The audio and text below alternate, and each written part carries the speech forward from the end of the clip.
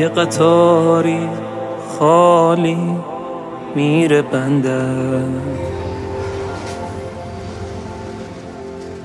یه لنجی روی دریا راشو گم کرد،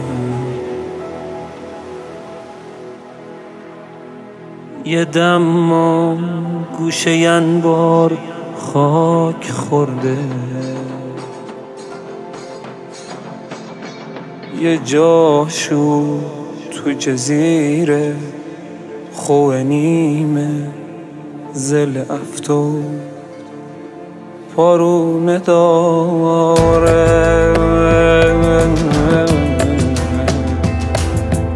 پارونه داره.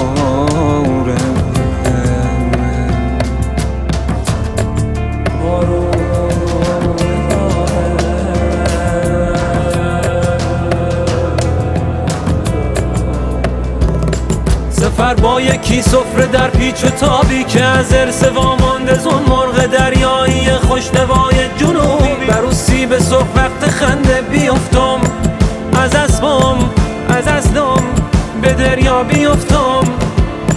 دریا چه اسم قشنگی، به دریا بیفتم، به بندر بیفتم، به دشتی بیفتم، به دشتی رسیدی بلندتر بخند، بلندتر بخند، یاد خونه بیفتم،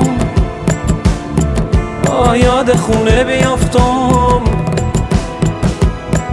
یاد خونه بیفتم.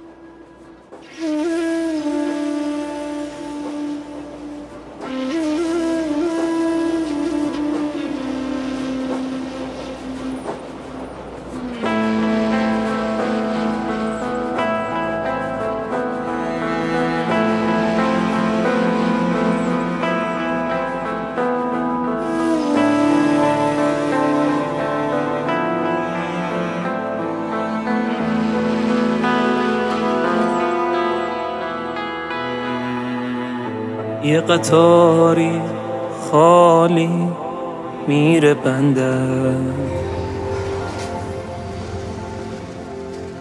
یه لنجی روی دریا راشو گم کرد، یه دم گوشه انبار خاک خورده، یه جاشو تو جزیره خوه نیمه زل افتو پارونه داره، پارونه داره.